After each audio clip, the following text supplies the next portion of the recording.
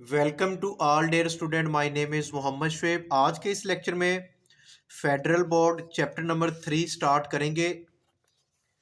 जो chapter number 3 हमारे पास है उसकी जो फर्स्ट एक्सरसाइज 3.1 आप लोगों को यहाँ पर नज़र आ रही होगी। इसका जो क्वेश्चन नंबर 1 हमारे पास गिवन है, इसमें वो कहता है कि शेड।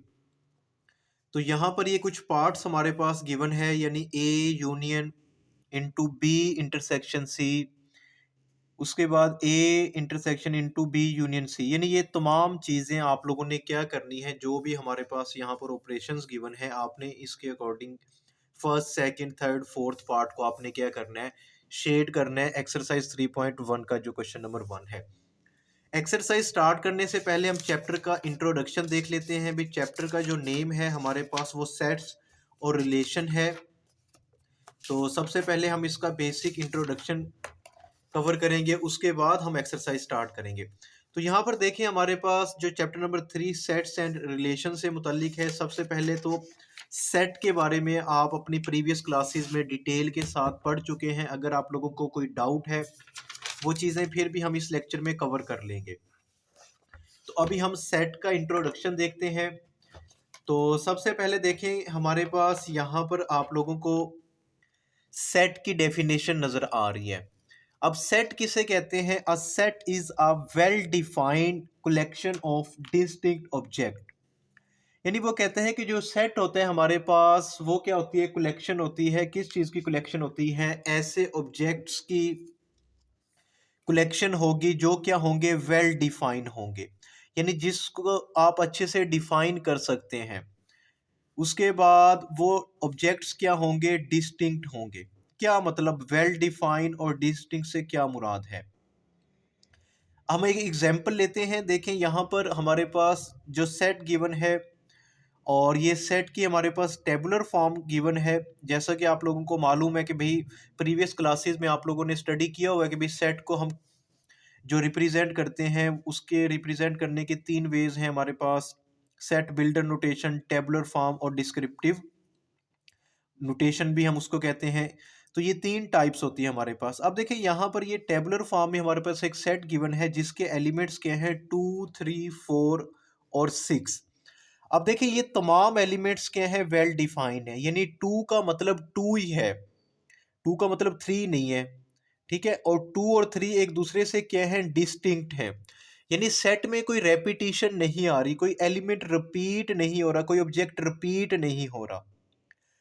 ठीक है, जब भी हम करली ब्रैकेट्स में सेट के एलिमेंट्स को रिप्रेजेंट करते हैं तो जैसे ये फर्स्ट एलिमेंट 2 है और उसके बाद जो सेकंड एलिमेंट 3 है और इनके दरमियान में हमने इसको कॉमे से क्या किया गया, इन दोनों एलिमेंट्स को सेपरेट किया हुआ है।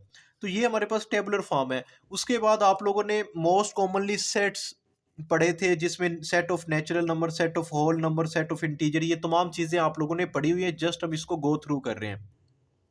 देखिए सेट ऑफ नेचुरल नंबर का जो सेट होता है उसको हम एन से रिप्रेजेंट करते हैं। इसमें जो एलिमेंट्स आते हैं वो 1 से स्टार्ट होते हैं। 1 2 3 4 5 6 और ये क्या है, अप टू सोन, ये एंड सो ऑन, ये एलिमेंट्स चल रहे हैं। यानी 6 के बाद 7 आएगा, 8 आएगा, अप टू सोन, ये कंटिन्यू रहेगा। उसके बाद नेक्स्ट हमारे पास सेट ऑफ होल नंबर है। सेट ऑफ होल नंबर को हम डब्ल्यू से डिनोट करते हैं। देखिए जो सेट ऑफ नेचुरल नंबर था ना, इसमें जीरो मिस था। अब अगर हम सेट ऑफ नेचुरल नंबर में जीरो ऐड कर दें तो वो हमारे पास जो सेट मिलता है उसको हम होल नंबर का सेट कहते हैं। यानी 0 1 2 3 4 5 6 अप टू सो। ठीक है, ये हमारे पास सेट ऑफ होल नंबर आ गए। उसके बाद सेट ऑफ इंटीजर की बात करते हैं। सेट ऑफ इंटीजर को हम जेड से रिप्रेजेंट करते हैं। अब इसमें क्या होते हैं, इसमें हमारे पास होल नंबर के साथ साथ हम क्या करते हैं, इसमें नेगेटिव नंबर्स भी ले लेते हैं। यानी देखें, आप देखिए मैं यहाँ पर लिखता हूँ, सेंटर में मैं लिख रहा हूँ 0 और 0 के जो राइट साइड पे आप पॉजिटिव नंबर लिखें, यानी +1 +2 +3। आप इसके साथ अगर प्लस नहीं लगाते फिर भी ठीक है। ठीक है, तो ये हमारे पास लेफ्ट लेफ्ट साइड पे अब आपने जो डिजिट्स लिखने हैं वो नेगेटिव में हो गए, यानी -1, फिर हमारे पास -2 -3 अप टू सोन। तो ये हमारे पास इंटीजर का सेट होता है। इसको आप इस तरह भी रिप्रेजेंट करते सकते हैं सेट ऑफ इंटीजर को। यानी आप लिखें जीरो, जीरो को बाद वन को लिखो प्लस माइनस वन, फिर plus minus two, plus minus three, up to so on. ये सेट ऑफ इंटीजर आ गए। अच्छा, ये बात याद रखनी है, जो जीरो होता है वो ना पॉजिटिव होता है ना नेगेटिव होता है, ठीक है।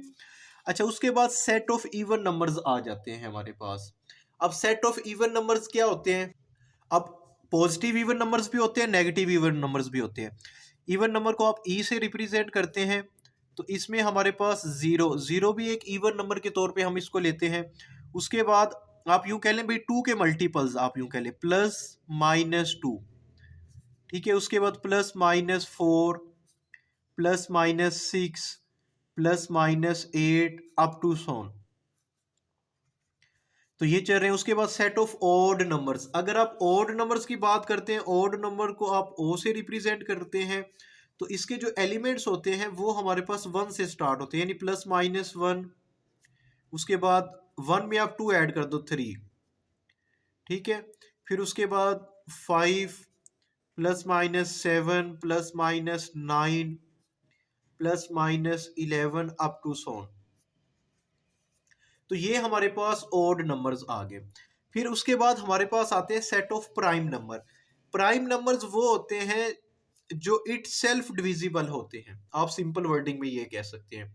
यानी इसमें हमारे पास क्या आता है? टू आता है, टू के बाद थ्री, फिर five, seven, eleven, thirteen, thirteen के बाद फिर आपका सेवनटीन, नाइनटीन, ट्वेंटी थ्री, फिर उसके बाद ट्वेंटी नाइन, अप टू सोन।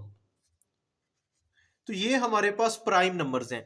देखिए यहां पर अगर 19 की बात करते हैं ना, तो 19 इट सेल्फ डिविजिबल है, यानी 19 19 को ही डिवाइड करेगा तो रिमाइंडर जीरो आएगा। अब इसमें 18 नहीं लिखा, देखिए 18 क्या है?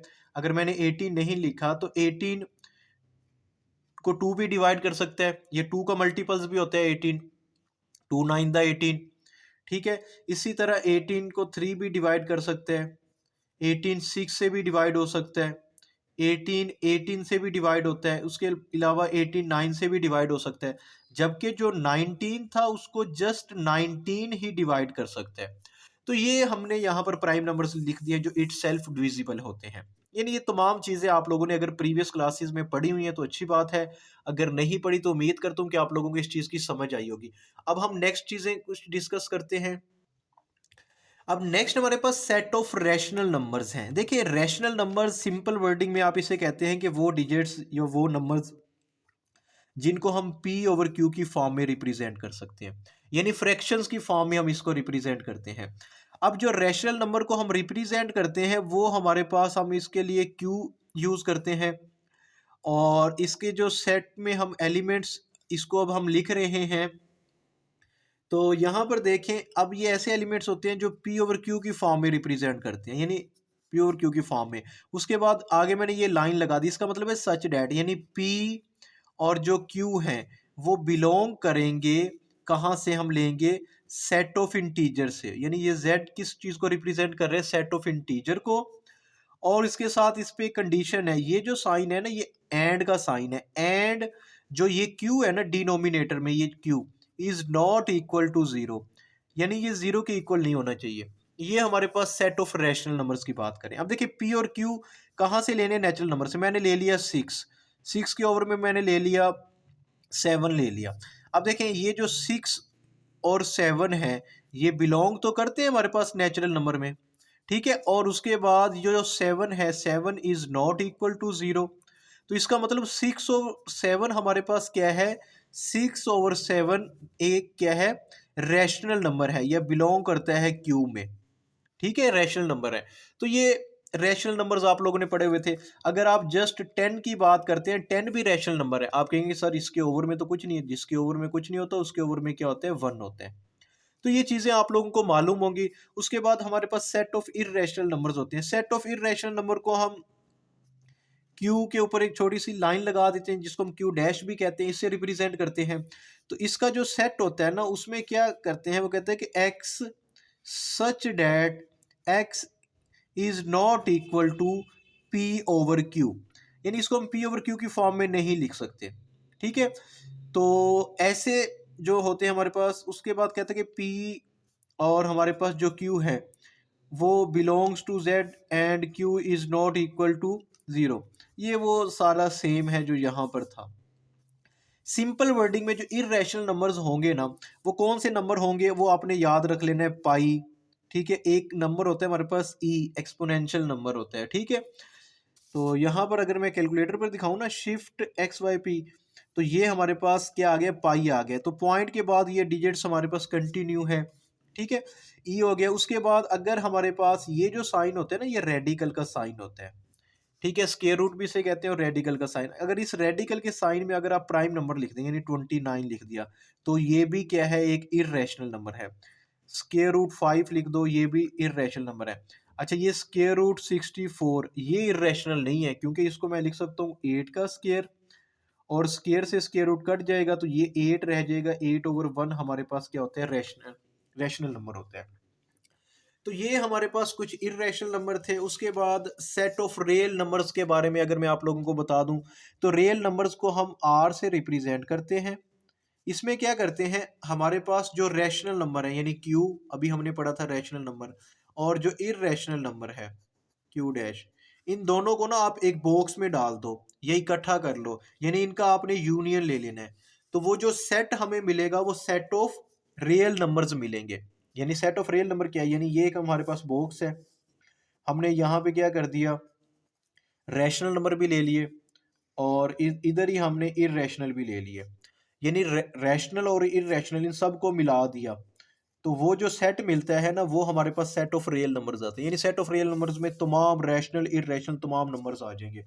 तो ये जो बेसिक हम सेट यूज करते हैं ना, उसके बारे में हमने पढ़ा है। अब हम आगे जो बेसिक चीज़ें यहाँ पे पढ़ते हैं, यानी अगर हम यूनियन ऑफ सेट्स की बात करते हैं, यूनियन कैसे लेते हैं, ये देखिए, अगर हमारे पास एक सेट ए गिवन है 1 2 3, उसके बाद एक सेट बी गिवन है 2 4 6, अगर मैंने इनका यूनियन लेना है, अगर वो हमें कहते हैं भाई ए यूनियन बी फाइंड करो, तो ये तो आपको लेना आता है। सेट ए लिखेंगे यूनियन, उसके बाद सेट बी लिख देंगे 2 4 6। अब आपने क्या करना है, इनका यूनियन ले लेना है। तो इनका यूनियन कैसे लेंगे, अब देखें, सबसे पहले आपने क्या करना है, सेट में रेपिटेशन ही होनी चाहिए। 1 यहाँ से आ गया, 2 इन दोनों सेट में मौजूद था, तो आप 2 एक बार लिख देंगे। 3 है, उसके बाद आप लिखें 4 और 6। तो इस तरह आप क्या करते हैं, यूनियन लिखते हैं, यानी सेट ए और बी के दोनों एलिमेंट्स को आपने कंबाइन करके लिख देते हैं। और अगर कोई एलिमेंट 2 बार आते हैं उसको एक बार लिखते हैं। तो ये हम यूनियन लेते थे, प्रीवियस क्लासेस में पढ़ा हुआ है। अब इंटरसेक्शन की बात करें, अगर मैं यही सेट ले लेता हूँ ए और बी, इनका इंटरसेक्शन की बात करता हूँ, एक ए सेट है इंटरसेक्शन बी। अब मेरे पास ए सेट के एलिमेंट्स है 1 2 3 इंटरसेक्शन, और बी के एलिमेंट्स हैं 2 4 6। अब इनमें देखें, इंटरसेक्शन का मतलब होता है कॉमन एलिमेंट, जो सेट ए और सेट बी दोनों में मौजूद हो। तो इनमें कौन सा एलिमेंट मौजूद है, तो वो हमारे पास है 2। तो इसका मतलब ये क्या आ गया, इसका इंटरसेक्शन आ गया। अब डिफरेंस ऑफ सेट, सेट का डिफरेंस कैसे लेते हैं, दो सेट को आपने सब्ट्रैक्ट कर देना है, यानी एक सेट ए है और दूसरा सेट बी, उनको आप सब्ट्रैक्ट करें। तो सपोज कर ले, तो मेरे पास सेट ए के एलिमेंट्स है 1 2 3, ठीक है, माइनस सेट बी के एलिमेंट्स हैं 2 4 6। अब जब मैंने इनको सब्ट्रैक्ट करना है, तो हम देखेंगे जो फर्स्ट एलिमेंट 1, वो इस सेट में एग्जिस्ट करते हैं, नहीं एग्जिस्ट करता, तो ये इसको हम यहाँ पर लिख देंगे। या आप सिंपल वर्डिंग में कह लें कि ये हमारी एक टीम है और एक ये दूसरी टीम है, यानी इन दोनों की आपस में फाइट हो रही है। तो ये हमारी टीम है, हमने इसको भेजा भाई 1 को, चल भी उसके साथ फाइट करके आ। तो वहां पे 1 जैसा कुछ भी नहीं था, 1 बच के वापस आ गया हमारा प्लेयर। 2 को भेजा, 2 उधर भी है इधर भी, ये आपस में कट हो गए। ठीक है, उसके बाद 3 को भेजा, 3 जैसा भी कुछ नहीं था, 3 भी बच गया। अब वहां के एलिमेंट्स 4 और 6 अगर रिमेनिंग है उसको छोड़ दें, हमने अपनी टीम देखनी है कि हमारे पास इस टीम के कितने प्लेयर हैं। यहाँ पर अगर कुछ भी नहीं बचता, यानी तमाम एलिमेंट्स वहां पे कैंसिल आउट हो जाते, ठीक है, तो फिर यहाँ पर एम्प्टी सेट आता। ठीक है, तो यह इस तरह हमने क्या करना है, डिफरेंस मालूम करेंगे। तो जब हम इस तरह के क्वेश्चन सॉल्व करेंगे, मजीद आप लोगों को समझ आ जाएगी। उसके बाद नेक्स्ट हमारे पास कंप्लीमेंट्स ऑफ सेट गिवन है और उसके बाद डिसजॉइंट या ओवरलैपिंग। ठीक है, अब देखें कॉम्प्लीमेंट हम कैसे लेते हैं। सबसे पहले तो हमारे पास एक यूनिवर्सल सेट गिवन होता था, जो सबसे बड़ा सेट होता है यूनिवर्सल सेट, 1 2 3 4, मैं इसको 10 तक ले लेता हूँ। और उसके बाद मेरे पास एक सेट ए गिवन है 2 6 9। अब मुझे वो कहते हैं कि भाई ए का कॉम्प्लीमेंट मालूम करें। इस तरह भी आप इसको रिप्रेजेंट करते हैं, या ए के ऊपर आप इस तरह एक बार लगा देते हैं, इसका मतलब भी कॉम्प्लीमेंट होता है। तो ए का कॉम्प्लीमेंट आप कैसे लेंगे, तो यूनिवर्सल सेट में से उस सेट को हम क्या कर देंगे, डिफरेंस ले लेंगे, उसको माइनस करेंगे। जैसे अभी हमने डिफरेंस लिया था 1 से लेके 10 तक है, तो लिखे 1 2 3 4 5 6 7 8 9 और 10। तो ये हमारे पास यूनिवर्सल सेट आ गया। डिफरेंस ले रहे हैं किसके साथ, सेट ए के साथ। सेट ए के एलिमेंट्स 2 6 और 9। अब आपने क्या करना है, इनका डिफरेंस लेना है, तो उसके बाद हमारे पास ए का कॉम्प्लीमेंट आ जाएगा। देखिए 1 इस सेट में है, इस सेट में एग्जिस्ट नहीं कर रहा, तो 1 लिख दें। 2 इधर भी उधर भी कैंसिल आउट हो गया, फिर उसके बाद 3 को लिखें, 4 को लिखें, 5 लिखें, 6 कैंसिल आउट हो जाएगा, फिर 7 लिखें, 8 9 कैंसिल आउट हो जाएगा, फिर आ जाएगा 10। तो ये ए का कॉम्प्लीमेंट आ गया। तो इस तरह आपने ए का कॉम्प्लीमेंट मालूम करना है। डिसजॉइंट सेट और ओवरलैपिंग सेट ये अभी हम डिस्कस करते हैं। तो इसके बाद हमारे पास एक्सरसाइज 3.1 का जो क्वेश्चन नंबर 1 हमारे पास गिवन है ना, वो वेन डायग्राम से रिलेटेड है। तो वेन डायग्राम में अक्सर स्टूडेंट को प्रॉब्लम होती है, तो कुछ बेसिक कॉन्सेप्ट पहले डिस्कस कर लेते हैं, उसके बाद हम वेन डायग्राम से रिलेटेड जो क्वेश्चन है उनको हम स्टार्ट करेंगे।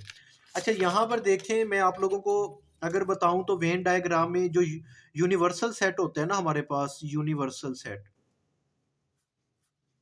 यानी सबसे बड़ा सेट जिसे हम कहते हैं यूनिवर्सल सेट, जिसमें तमाम एलिमेंट्स एग्जिस्ट करते हैं, उसको जब भी हम रिप्रेजेंट करेंगे ना, तो उसको हम ये इस फॉर्म में हम उसको रिप्रेजेंट करेंगे। रेक्टेंगुलर शेप होगी हमारे पास, यानी कि ये एक रेक्टेंगल है। ठीक है, तो ये मैंने यहाँ पर क्या किया है, एक रेक्टेंगल बना दिया। ठीक है, तो ये रेक्टेंगल की शेप जो होगी ना हमारे पास, ये रेक्टेंगल, तो ये यूनिवर्सल सेट यू को रिप्रेजेंट कर रही है। अच्छा, उसके बाद मैं चाहता हूँ भी, मैं सेट ए है मेरे पास, कोई एक सेट ए, उसको मैंने कैसे रिप्रेजेंट करना है, तो उसके लिए आप ये एक सर्कल इस्तेमाल कर सकते हैं। यानी एक सेट ए है, अब मैं चाहता हूँ एक सेट बी है, तो उसको मैं इस तरह सेट बी। ठीक है, तो सेट को हम इस तरह सर्कल की शेप में रिप्रेजेंट करेंगे, और ये जो रेक्टेंगल होगी ये हमारे पास एक यूनिवर्सल सेट होगा, जिसमें वो तमाम सेट एग्जिस्ट कर रहे होंगे। इसके बाद हम बात कर लेते हैं डिसजॉइंट सेट की। अच्छा, डिसजॉइंट सेट क्या होते हैं। डिसजॉइंट सेट सिंपल वर्डिंग में आपने कहना है कि ऐसे सेट, ठीक है, जिसमें कोई कॉमन एलिमेंट्स ना हो, यानी दो या दो से ज्यादा ऐसे सेट जिसमें कॉमन एलिमेंट एग्जिस्ट ही ना करे, यानी हैव नो कॉमन एलिमेंट्स। देखें, हमारे पास एक सेट ए गिवन है, एक बी गिवन है, ये दोनों क्या है, डिसजॉइंट है। देखें, सेट ए के एलिमेंट्स कौन से हैं, 2 3 4, और सेट बी के एलिमेंट्स 1 5 6, तो इनमें कोई कॉमन एलिमेंट्स नहीं है, तो ये ए और बी क्या है, डिसजॉइंट है। क्या है हमारे पास, डिसजॉइंट। अच्छा, डिसजॉइंट सेट को जब आप वेन डायग्राम में रिप्रेजेंट करेंगे ना, तो आपने इस तरह रिप्रेजेंट करना है। यानी ये हमारे पास एक सेट ए आ गया है, और ये क्या है, सेट बी है। अच्छा, सेट ए के एलिमेंट्स लिख दो आप 2 3 4, और बी के एलिमेंट 1 5 6।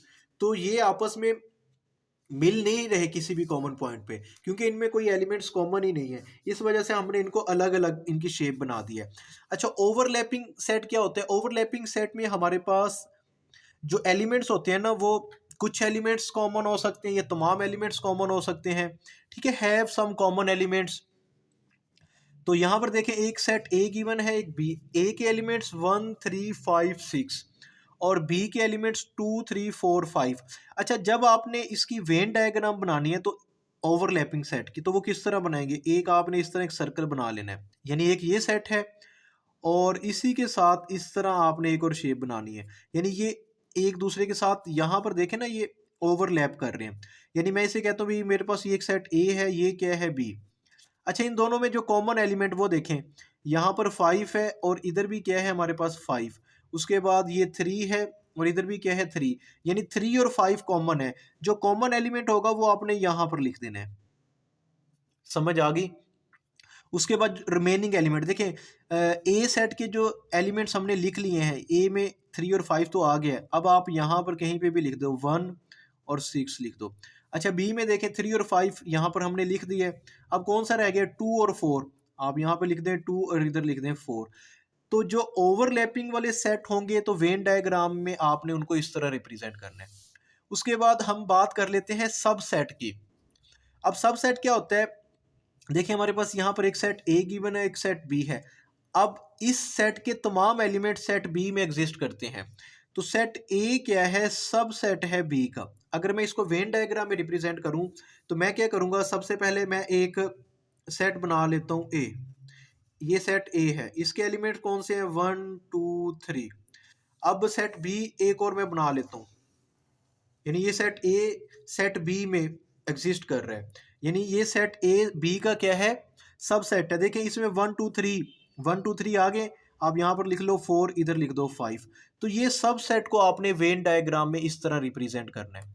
अब हम एक्सरसाइज स्टार्ट करते हैं, फिर आप लोगों को मज़ीद इन क्वेश्चंस की समझ आती जाएगी वेन डायग्राम से रिलेटेड। तो अब देखें हमारे पास यहाँ पर जो एक्सरसाइज गिवन है 3.1, और 3.1 में जो क्वेश्चन नंबर 1 हमारे पास गिवन है उसमें वो कहता है कि इसके 4 पार्ट गिवन है क्वेश्चन नंबर 1 के, फर्स्ट सेकंड थर्ड फोर्थ। अब अगर आप फर्स्ट पार्ट कर रहे हो ना तो इसमें सबसे पहले आपने इस चीज़ को प्रूव करना है, इसके अकॉर्डिंग शेड करना है, फिर उसके बाद इसके अकॉर्डिंग, फिर इसके अकॉर्डिंग और फिर इसके अकॉर्डिंग। यानी मैं इसको अगर नेम देना चाहता हूँ, मैं ए कहता हूँ, बी यानी सी, और फिर क्या है इसको मैं डी भी दे सकता हूँ। यानी अपनी मर्जी से मैंने इसको नेम दिए भाई। मैंने जब इस पार्ट को सोल्व करने पहले मैंने ये ए पार्ट करूँगा, फिर बी, फिर सी, फिर डी। यानी क्वेश्चन नंबर 1 का फर्स्ट पार्ट जब आप सोल्व करेंगे इसके अकॉर्डिंग करेंगे, फिर इसके अकॉर्डिंग शेड करेंगे, फिर इसके अकॉर्डिंग, फिर इसके अकॉर्डिंग। तो यानी ये 1 के लिए, फिर सेकंड के लिए हमने ये डायग्राम लेनी है। इसी तरह ये तमाम ऑपरेशन सेकंड डायग्राम पे अप्लाई करेंगे, फिर थर्ड पे, फिर फोर्थ पे। समझ आ गई? अब 1 बाय 1 इसको हम सोल्व करते हैं। अच्छा यहाँ पर देखेंगे जो क्वेश्चन नंबर 1 का फर्स्ट पार्ट है ये उसकी डायग्राम है, और उस फर्स्ट पार्ट में जो फर्स्ट ऑपरेशन उसने गिवन था ना, उसमें गिवन था A union B intersection C, ये हमारे पास गिवन था। अब आपने देखें तो सबसे पहले आप ब्रैकेट को सॉल्व करते हैं, बोर्ड मास रूल में आपने पढ़ा था। तो यहाँ पर क्या गिवन है, बी इंटरसेक्शन सी गिवन है, यानी बी और सी में जो एलिमेंट्स या जो हमारे पास चीज़ें कॉमन होती है ना वो हम करते हैं इंटरसेक्शन में, यानी बी और सी। अच्छा ये शेप आप लोगों ने इस तरह ड्रा कर लेनी है। तो ये ए सेट, ये बी और ये सी गिवन है। अब बी और सी का आपने क्या करना है, इंटरसेक्शन लेना है, यानी बी इंटरसेक्शन सी, ये चीज़ आपने कैलकुलेट करनी है। तो यहाँ पर देखें ये सेट बी गिवन है, ये बी सेट है हमारे पास, और ये क्या है सी। अब ये बी और सी में देखें ये बी है और ये सी है। अब इसमें जो कॉमन एरिया कौन सा है जो बी में भी और सी में भी हो, तो ये वाला आपको वो पार्ट नज़र आ रहा होगा। ठीक है, तो इसको मैं शेड कर देता हूँ कुछ इस तरह की लाइंस में। ठीक है, इस तरह तिरछी लाइंस में मैं इसको क्या कर रहा हूँ, शेड कर रहा हूँ। बात समझ आ गई? यानी बी इंटरसेक्शन सी को जब मैंने शेड किया, मैं यहाँ पर चले बना भी देता हूँ कि ये वाली जो लाइंस आपको रिप्रेजेंट कर रही है ना, ये इस शेडेड एरिया को रिप्रेजेंट कर रही है कि बी इंटरसेक्शन सी। उसके बाद आपने क्या करना है, ये वाला जो बी इंटरसेक्शन सी आपने किया है इसका यूनियन लेना है किसके साथ, ए के साथ। यानी इसका ए के साथ यूनियन, इससे मुराद ये है कि आपने ए सेट के, जो ए सेट है ना, जो ए की आपको यहाँ पर ये शेप नज़र आ रही है, इसको भी आपने शेड कर देना है। अब इसके लिए आप एक और पॉइंटर यूज़ कर रहे हैं डिफरेंट कलर का, तो मैं इस तरह अब स्ट्रेट लाइन से इसको शेड कर देता हूँ। तो यहाँ पर देखें ये, अब देखें ये एरिया भी, ये वाला जो एरिया ये भी सेट ए का ही हिस्सा है, तो मैंने इसको इस तरह स्ट्रेट लाइन से रिप्रेजेंट कर दिया। तो इसके बाद आप लोगों का जो फाइनल आंसर आया है ना इस चीज़ का, तो ये हमने क्या मालूम किया है, हमने मालूम किया है A union B intersection C. तो ये हमारे पास यहाँ पर देखें ये दो एरिया आ रहे हैं हमारे पास, तो इसको मैं दो हिस्सों में डिवाइड कर देता हूँ। सबसे पहले तो ये ए आ रहा है, तो ए को आपने जो रिप्रेजेंट किया वो इस स्ट्रेट लाइन से रिप्रेजेंट किया। ठीक है, और उसके बाद बी इंटरसेक्शन सी के लिए आपने ये लाइंस यूज़ की हैं। तो ये आपका क्या आ गया, फाइनल आंसर आ गया। ठीक है, उम्मीद है कि आपको ये फर्स्ट पार्ट की समझ आई होगी। उसके बाद जो फर्स्ट पार्ट में उसने जो सेकंड ऑपरेशन हमारे पास गिवन है ना, उसमें वो कहता है कि आपने क्या चीज़ कैलकुलेट करनी है, A intersection into B union C. यानी सबसे पहले आपने बी और सी का यूनियन फाइंड करना है। मैंने ये डायग्राम बनाई हुई है। आपने क्या करना है, बी यूनियन सी, यानी इससे मुराद ये है सेट बी को और सी को आपने शेड कर दें। बी और सी को आपने क्या कर देना है, शेड कर देना है। तो यहाँ पर देखें ये सेट बी गिवन है, तो सेट बी को मैं चले इस तरह टेढ़ी लाइन से ना मैं शेड कर रहा हूँ।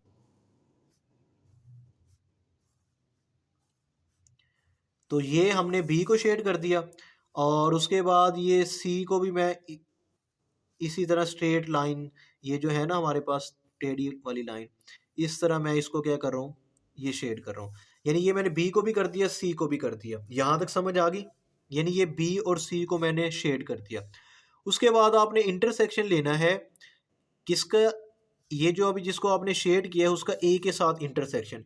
इंटरसेक्शन से मुराद होता है कॉमन पार्ट, यानी वो हिस्सा जो ए में भी है और बी यूनियन सी जो आपने शेड किया ना, उन दोनों में वो हिस्सा लाई करे, कॉमन हो। तो यहाँ पर देखें, ये जो मैं इसको इस तरह राउंड कर रहा हूँ, यानी ये सेट ए है, ये सेट ए है, और ये वाला सारा जो हिस्सा था ये किसका था, बी यूनियन सी। अब इनमें जो चीज़ कॉमन है वो कौन सा एरिया आपको नज़र आ रहा है, वो ये वाला एरिया आपको कॉमन नज़र आ रहा है, ये वाला। ठीक है, ये एरिया आपको कॉमन नज़र आ रहा है, तो इसको आपने क्या कर देना है, शेड कर देना है।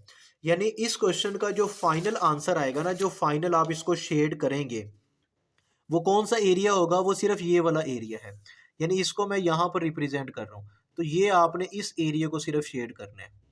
ठीक है, तो ये आपका क्या आ गया, फाइनल आंसर आ गया। यानी इसका आपका फाइनल आंसर जो आया है वो क्या आया है, ए इंटरसेक्शन बी यूनियन सी।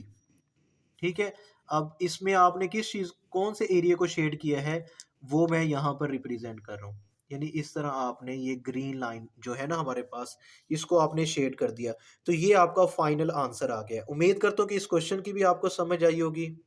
अच्छा, अब यहाँ पर देखें, जो क्वेश्चन नंबर 1 था ना, 1 का जो फर्स्ट पार्ट है, ये वाली जो डायग्राम, ये हमने ये वाला पार्ट भी सॉल्व कर लिया, ये वाला भी कर लिया। अब हम इसकी बात करेंगे, यानी ए यूनियन बी और यूनियन सी, उसके बाद फिर इसको सॉल्व करेंगे। ठीक है, तो यहाँ पर मैंने ऊपर ये मेंशन किया हुआ है।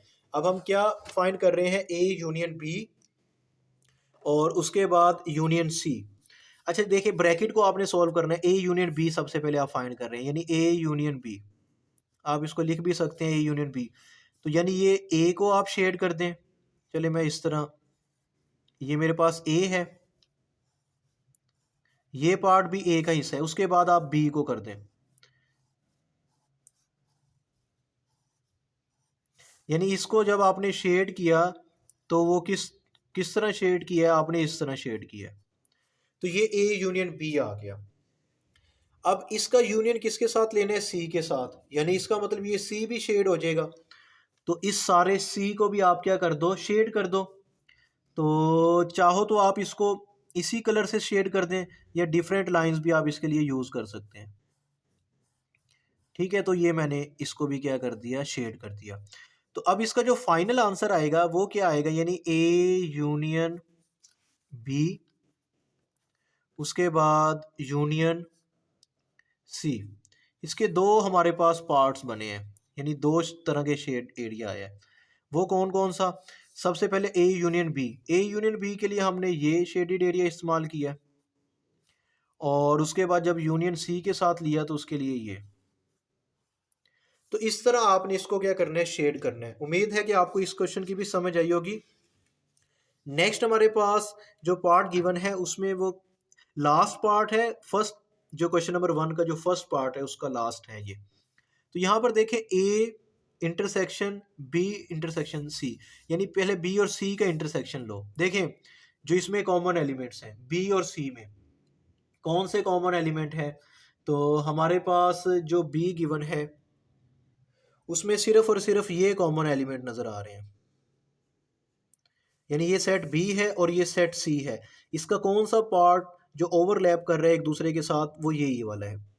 उसके बाद वो कहते हैं कि बी इंटरसेक्शन सी जो आपने फाइंड किया, यानी ये इसका ए के साथ इंटरसेक्शन लो। यानी इंटरसेक्शन से मुराद सेट ए का और ये वाला जो है आपस में कोई चीज़ इनमें कॉमन है, कोई भी कॉमन नहीं है, तो इसका मतलब ये तो फिर शेड ही नहीं होगा।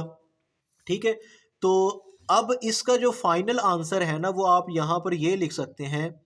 इधर आप चलें ये रिप्रेजेंट कर दें, इस जगह पर आप लिखें भाई ए बी इंटरसेक्शन सी। उसमें हमने जो शेडेड एरिया किया है ना, वो यहाँ पर ये जो शेड किया है ये बी इंटरसेक्शन सी के लिए किया है।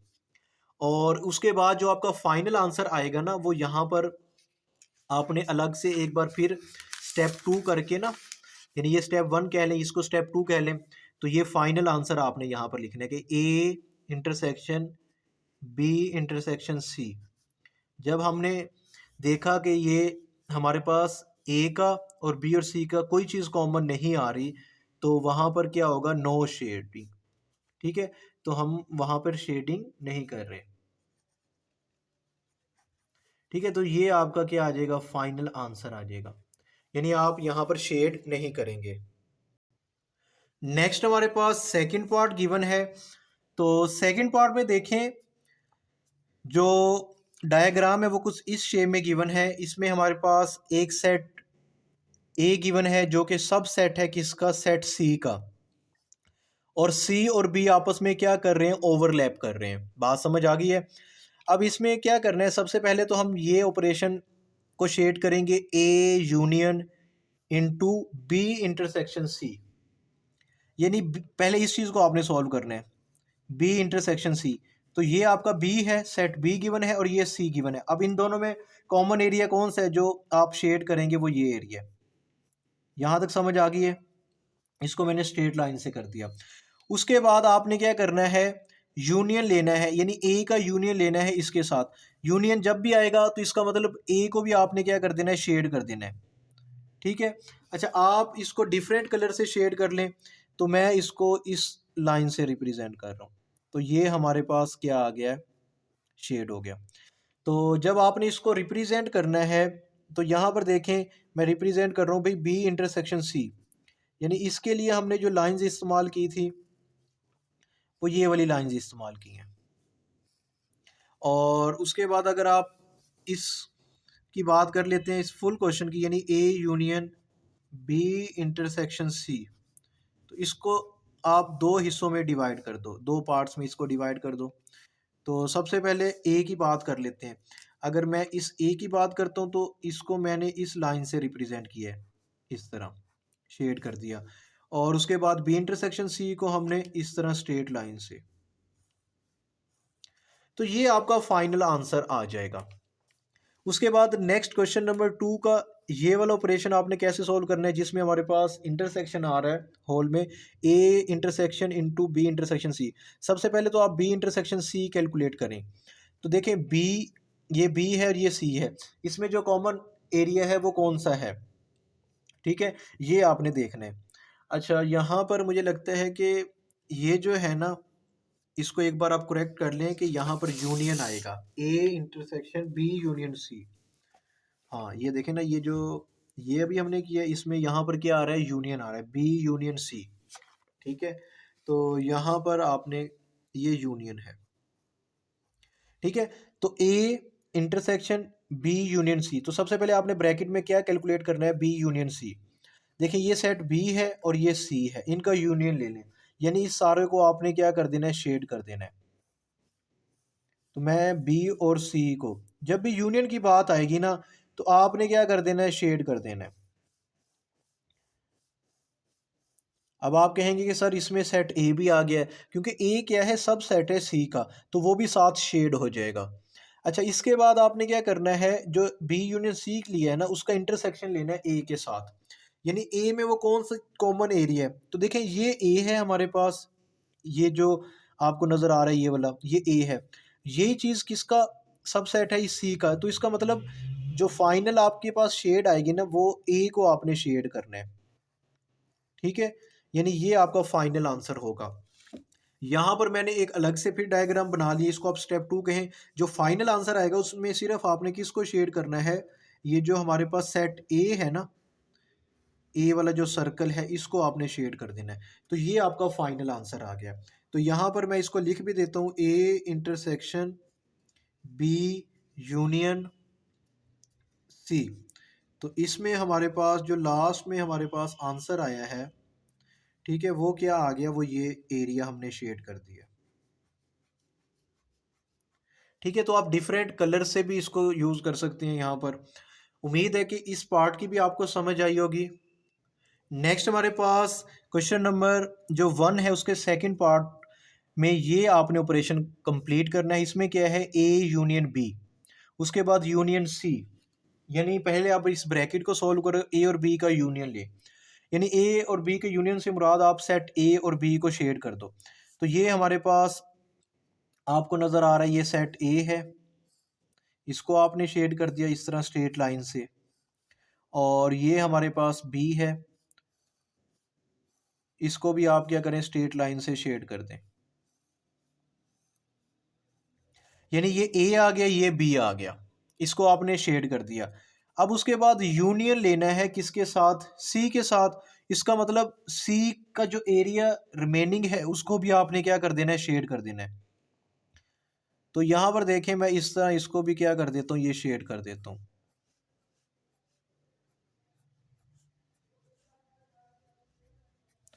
तो ये आपका क्या आ गया, फाइनल आंसर आ गया। तो अब आप यहाँ पर इसको बता भी सकते हैं कि हमने सबसे पहले क्या किया है, ए यूनियन बी और उसके बाद यूनियन सी। तो इसके दो पार्ट्स हैं हमारे पास। ठीक है, सबसे पहले आपने क्या किया, ए यूनियन बी। तो ए यूनियन बी जब आपने किया तो उसके लिए आपने इस तरह स्ट्रेट लाइंस लगाई हैं। और जब इसका यूनियन सी के साथ लिया तो फिर आपने ये ग्रीन लाइंस इस तरह लगा दी। ठीक है, तो ये हमारे पास क्या आ गया, फाइनल आंसर आ गया। नेक्स्ट हमारे पास ये वाला आपने ऑपरेशन इंप्लीमेंट करना है, A intersection B intersection C. यानी सबके साथ आप क्या ले रहे हैं, इंटरसेक्शन ले रहे हैं। यानी इसका मतलब वैसे भी नज़र आ रहा है कि यहाँ पे कोई चीज़ शेड नहीं होगी। क्यों, पहले बी और सी का इंटरसेक्शन ले। देखिए ये बी है, ये हमारे पास बी है और ये सी है। इसमें तो अगर मैं कहता हूँ बी और सी में जो कॉमन है, जो इंटरसेक्शन आ सकता है, वो ये वाला एरिया है। ठीक है, अगर अब क्या करना है, इसका ए के साथ लेना। अब देखो इसका और ए का आपस में ये क्या कहते हैं, शेड ही नहीं हो सकते। ठीक है, तो अब आपने यहाँ पर इसका फाइनल आंसर लिख दें कि भाई हमारे पास इसमें शेडिंग नहीं हो रही, A intersection B intersection C. तो यहाँ पर लिखें नो शेडिंग। तो ये आपका फाइनल आंसर आ जाएगा, क्योंकि यहाँ पर देखें ना, बी और सी में ये कॉमन था। अब ए के साथ तो कोई ऐसा एरिया नहीं है जो इसके साथ कॉमन हो। ठीक है, तो इसका मतलब फिर तो कोई शेड ही नहीं होगा। तो लास्ट में हमारे पास जो फाइनल आंसर आएगा ना, तो आप डायरेक्ट ये डायग्राम भी बना सकते हैं या इस तरह बनाकर उसके बाद स्टेप 2 इसको कह लें, ये स्टेप 1 कह दें, ये स्टेप 2 है। तो ये आपका फाइनल आंसर आ जाएगा। अब हमारे पास ना थर्ड पार्ट गिवन है। तो थर्ड पार्ट की ये डायग्राम है। यानी एक सेट ए है, फिर बी है और फिर सी। यानी ये तीनों आपस में ए बी सेट क्या कर रहे हैं, ओवरलैप कर रहे हैं। तो सबसे पहले आपने क्या करना है, जो फर्स्ट पार्ट है A union B intersection C. तो पहले ये चीज़ कैलकुलेट करो, बी इंटरसेक्शन सी। तो ये बी है और ये सी है। अब ये सारा एरिया, यानी ये जो मैं इसको राउंड कर रहा हूँ, ये देखें, ये क्या है, बी और ये सी है। तो इसमें जो एरिया कॉमन है ना, इंटरसेक्शन से मुराद कॉमन एरिया वो ये है, जिसको मैं शेड कर रहा हूँ इस तरह। यानी ये क्या है, कॉमन एरिया है। तो मैं यहाँ पर लिख भी सकता हूँ बी इंटरसेक्शन सी। अगर मैंने जो एरिया रिप्रेजेंट किया है ना, वो ये वाला है। ठीक हो गया। उसके बाद आपने क्या करना है, इसका यूनियन लेना है ए के साथ। मैंने पहले भी बताया था, जब भी यूनियन की बात आएगी ना, जब भी वो कहेगा यूनियन जिसके साथ भी, यानी ए के साथ, तो ए के जितना भी एरिया है उसको आपने क्या कर देना है, शेड कर देना है। तो मैं इसके लिए ग्रीन कलर यूज कर रहा हूँ। तो यहाँ पर देखिए, मैं इसको अब ये स्ट्रेट लाइन से मैं इसको क्या कर रहा हूँ, शेड कर रहा हूँ।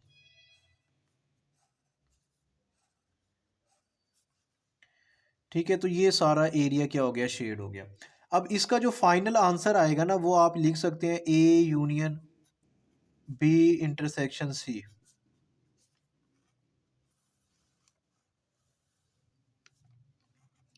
सबसे पहले ए था, ए को हमने इस तरह स्ट्रेट लाइन ग्रीन से रिप्रेजेंट किया है। उसके बाद बी इंटरसेक्शन सी, इसको हमने ब्लैक लाइन से शेड कर दिया। तो ये हमारे पास क्या आ गया, जो थर्ड पार्ट था उसका जो फर्स्ट ऑपरेशन है वो हमने कंप्लीट कर लिया। अब उसके बाद हम थर्ड पार्ट में देखें ये वाला ऑपरेशन कैसे हम इसको शेड करेंगे, A intersection B union C. तो सबसे पहले क्या है, बी और सी का यूनियन, यानी सेट बी को भी शेड कर दो, सी को भी शेड कर दो। तो ये आप इसको शेड कर रहे हो इस तरह, और उसके बाद ये सी को भी मैं क्या कर रहा हूँ, शेड कर रहा हूँ, ये शेड कर दिया। अब बी और सी का आपने इंटरसेक्शन लेना है ए के साथ। अब देखिए ए का ये वाला सारा एरिया ए का है, यानी ये सारा। अब बी और सी का जब हमने यूनियन लिया था तो उसमें भी ये एरिया आ रहा है, यानी कौन सा एरिया इंटरसेक्शन में कॉमन आ रहा है इन दोनों में, ए और बी यूनियन सी में जो एरिया कॉमन है, ठीक है, वो मैं यहाँ पर उसको क्या कर देता हूँ, शेड कर देता हूँ। अब देखें ये वाला जो एरिया है आपका, चले मैं इसको ना स्ट्रेट लाइन से,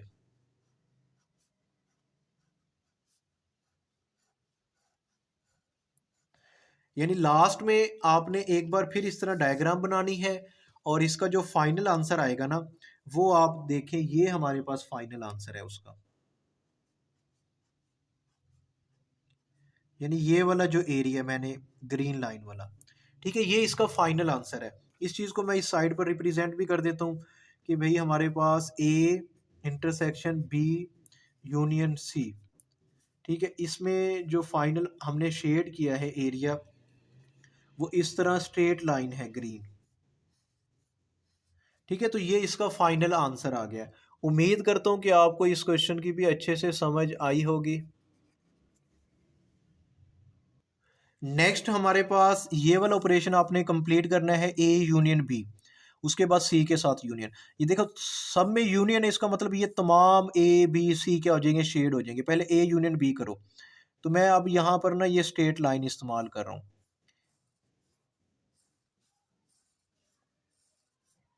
तो इस तरह मैं क्या कर रहा हूँ, स्ट्रेट लाइन इस्तेमाल कर रहा हूँ। ये मेरे पास ए आ गया है और ये बी, यानी ए और बी का ये यूनियन आपको नज़र आ रहा है।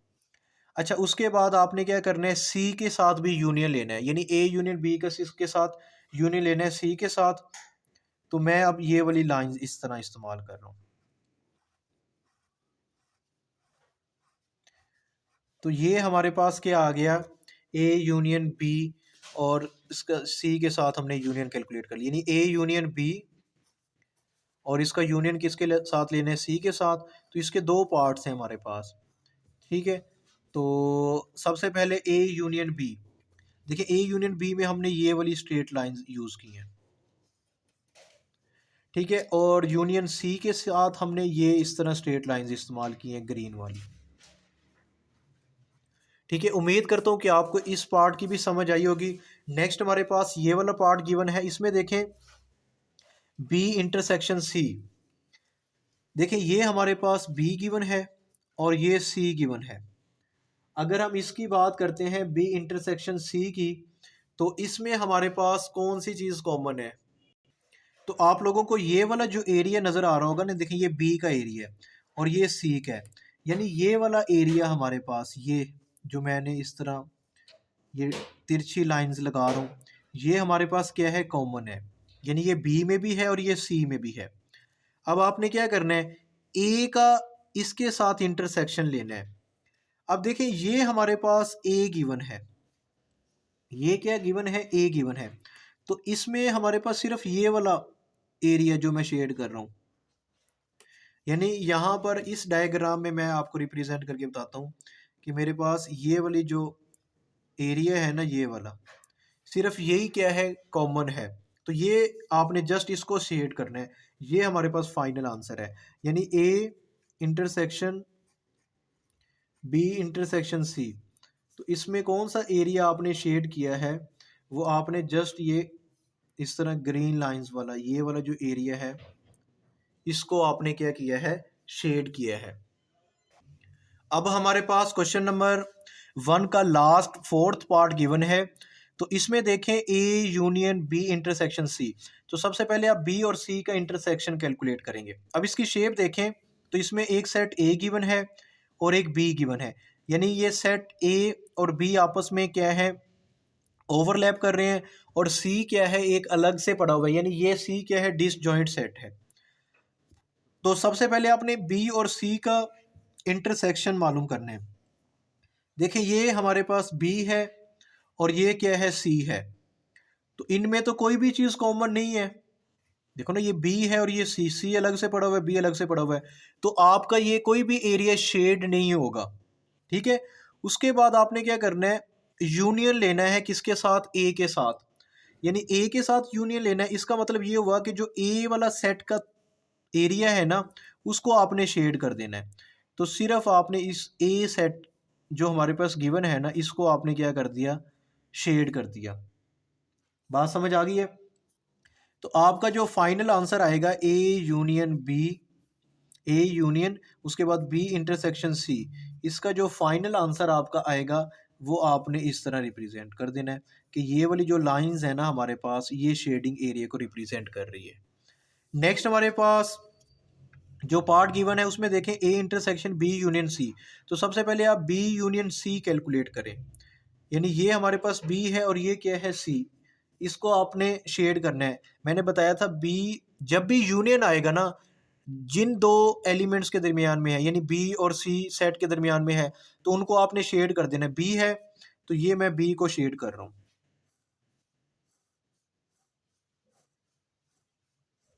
उसके बाद सी के साथ भी है तो सी को भी मैं शेड कर रहा हूँ।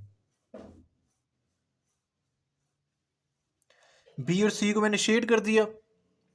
अब क्या करना है, ए के साथ इंटरसेक्शन लेना है बी यूनियन सी का। तो ए कौन सा है, ये वाला है, ये सारा एरिया ए का है। ठीक है। अब ए का कौन सा एरिया कॉमन है बी यूनियन सी के साथ, तो देखा जाए तो सिर्फ ये वाला एरिया जो मैं अब शेड करने लगा हूँ, ये वाला एरिया, सिर्फ ये आपको कॉमन नज़र आ रहा है।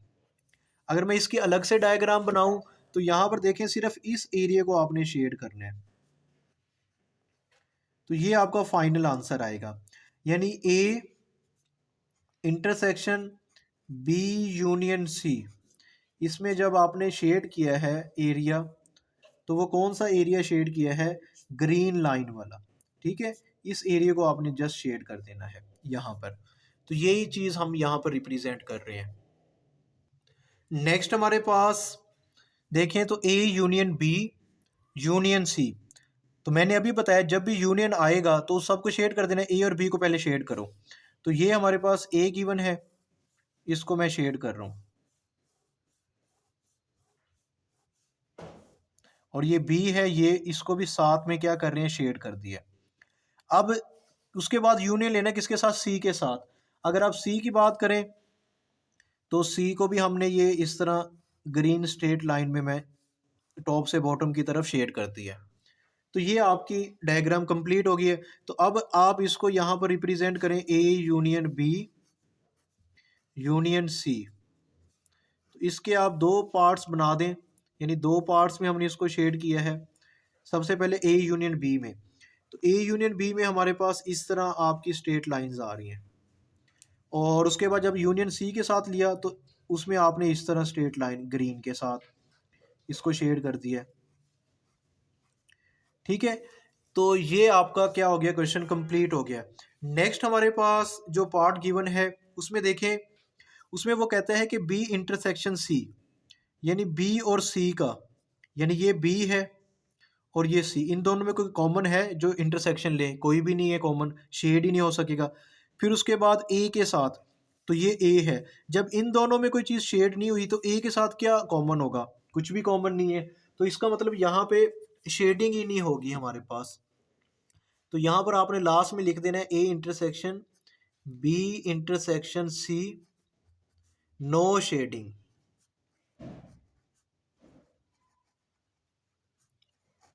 तो ये आपका क्या आ गया, फाइनल आंसर आ गया। तो इसी के साथ हमारा जो क्वेश्चन नंबर 1 है ठीक है, ये वाला जो क्वेश्चन नंबर 1 है वो कंप्लीट हो गया है। इसके ये तमाम first, second, third, fourth part इसके अकॉर्डिंग हमने क्या कर लिए, शेड कर लिए हैं। वीडियो अच्छी लगी है इसको लाइक करें, और मेरा यूट्यूब चैनल शुएब मैथ वाले इसको लाजमी सब्सक्राइब करें। मिलते हैं नेक्स्ट वीडियो में। अल्लाह हाफिज़।